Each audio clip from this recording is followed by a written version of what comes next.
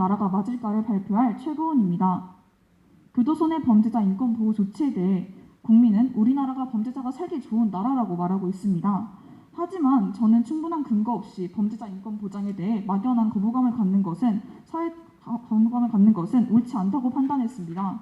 그래서 저는 과연 우리나라는 범죄자가 살기 좋은 나라가 맞을지 통계의 객관성과 논리성을 근거로 의문을 해결하고 싶었습니다. 여기서 말하는 범죄자란 교도소 내 수용된 범죄자만을 대상으로 하며 국가인권위원회 국가인권통계, 인권실태조사, 법무부의 규정통계연보 등 다양한 자료에서 표본을 추출했습니다. 이를 바탕으로 재구성한 통계를 통해서 범죄자 인권의 진실을 밝히고 국민의식의 변화를 이끌어내고자 합니다. 먼저 범죄자 인권 수준에 대한 국민의식은 어떨지 2021년 국가인권실태조사를 분석했습니다. 가독성을 위해 응답률이 10% 이상인 표본만을 추출하여 그래프를 만들었는데요. 첫 번째로 인권 침해 및 차별을 가장 많이 받는 사람을 물어본 문항에서 전과자라고 답한 사람은 15.2%, 3년 동안 낮은 응답률을 유지한 것을 알 수 있었습니다.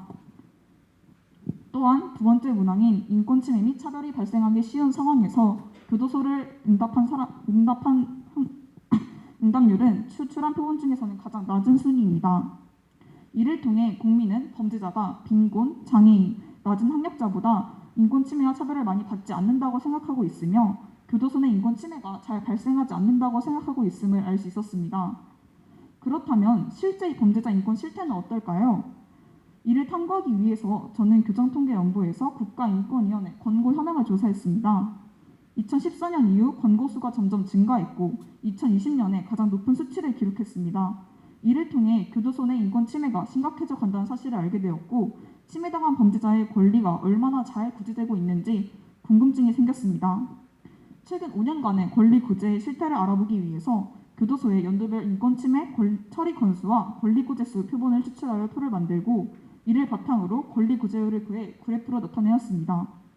그 결과 권리 구제율은 최대 5% 정도이고 가장 최근 자료인 2020년은 3.8%, 범죄자 권리 구제에 법무부의 대처가 미흡하다는 사실을 파악할 수 있었습니다.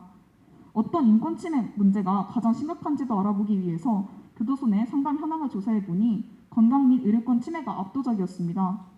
한국의 인권통계 자료를 통해 10년간의 수용자 의료 인력수와 의료비 지출액을 조사해보니 전체적으로 증가하는 추세임에도 불구하고 수용자 1000명당 의료인은 약 6명, 수용자 1인당 의료비는 56,000원밖에 불과하지 않았습니다. 연간 1인당 국민 치료비가 197만 원임을 고려하면 교도소 내 의료 상태는 매우 열악한 것이죠.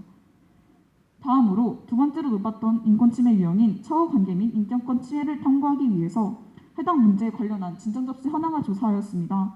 2017년에 급격히 증가한 이후 감소하고 있는데요.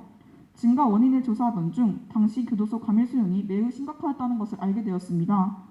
저는 무엇보다 이 과밀 수용 문제에 집중하였는데요. 2016년 과밀 수용 문제가 사회적으로 이슈화되었고 헌법재판소가 위헌 결정을 내렸음에도 2017년 국가인권위원회 과밀 수용 결정문에서는 3인용인 1개의 방에 6명이 수용되어 있던 상태였습니다. 그럼 과연 지금은 이 문제가 해결되었을까요? 교정통계연보 조사 결과 10년 동안 여전히 과밀 수용 상태이며 위헌 결정이 내려진 2016년 이후부터 지금까지 과밀 수용률은 고작 10%밖에 줄지 않았습니다. 이 문제가 국제사회 관점에서 얼마나 심각한 수준인지 탐구하기 위해 OECD 국가들 중 무작위로 8개국을 선정한 후 전 세계 교도소 정보를 검색할 수 있는 WPB 사이트로 과밀 수용률을 조사했습니다. 그 결과 4개국을 제외한 한국, 미국, 영국, 프랑스, 캐나다는 모두 과밀 수용 상태였으며 한국은 2위를 기록했고 1위인 프랑스와 고작 3.3% 차이일 뿐이었습니다. 그러나 WPB에서 제공하는 통계의 집계 시기가 국가별로 달랐고 모든 회원국의 통계를 비교 분석하지 못했다는 한계가 있었습니다. 지금까지 단계적으로 밝힌 범죄자의 인권 실태를 통합한 결과 국민인식과 달리 건강 및 의료권 침해, 교도소 내 처우관계 및 인격권 침해, 과밀 수용 문제 등 교도소 내 인권 침해는 매우 심각하다는 것을 알 수 있었습니다. 이를 통해 우리나라는 범죄자가 살기 좋은 나라가 아니다라는 결론을 도출하였습니다. 범죄자 인권 향상을 위해 교도소 내부 조치가 필요하지만 가장 우선적인 과제는 국민의식을 변화시키는 것이라고 생각했고 그에 대한 정부의 역할과 언론의 역할을 설명하였습니다. 또한 이 본 탐구는 범죄자 인권이라는 민감한 사회 이슈를 통계적으로 접근하여 그 진실을 밝혔다는 점에서 의의가 있다고 생각합니다.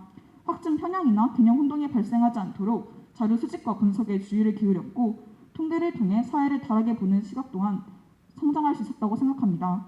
저의 통계 포스터가 사회 문제 해결에 도움이 되길 바라면서 이상으로 발표를 마치겠습니다. 감사합니다.